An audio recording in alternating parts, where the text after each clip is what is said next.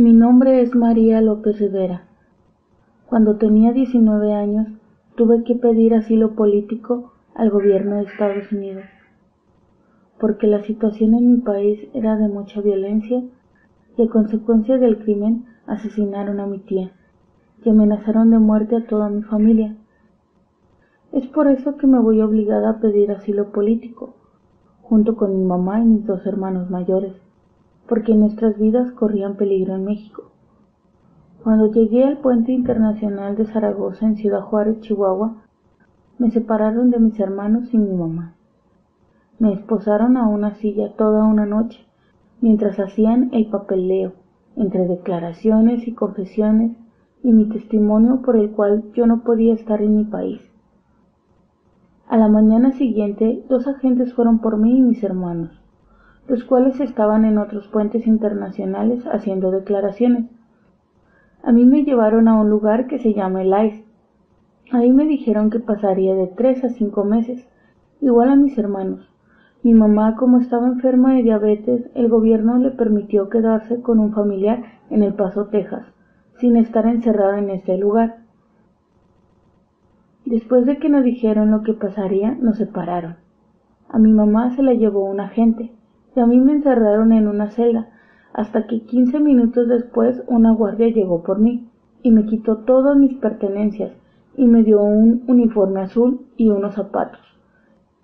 Y ahí 2 guardias me llevaron a donde estaba uno de mis hermanos, pues él también quedaría encerrado en ese lugar, pero no podía verlo hasta que terminaran los 5 meses, o dependiendo de la corte que me harían, para saber si me daban el asilo o no.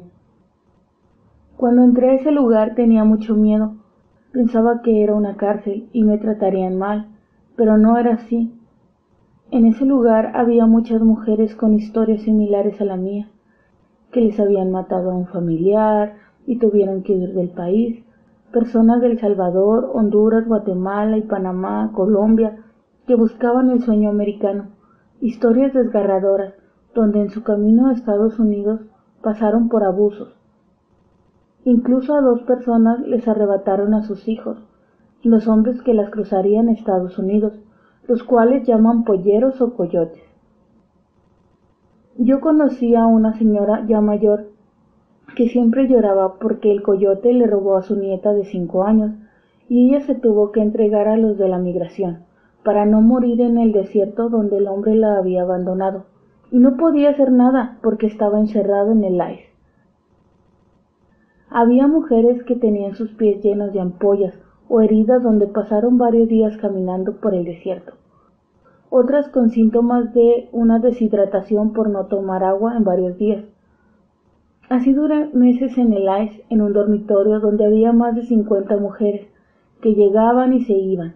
Cuando las agarraba la migración, las llevaba a ese lugar, donde también pasaban por discriminación, por las guardias que nos cuidaban.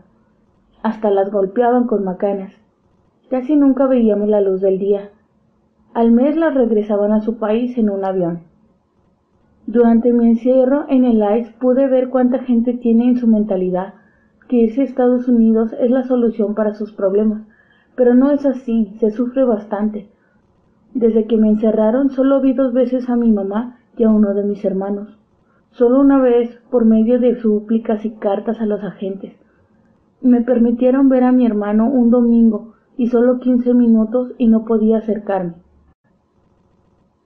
A mi mamá y a mis hermanos les negaron el asilo político y fueron deportados a México. Yo sí duré encerrada 6 meses.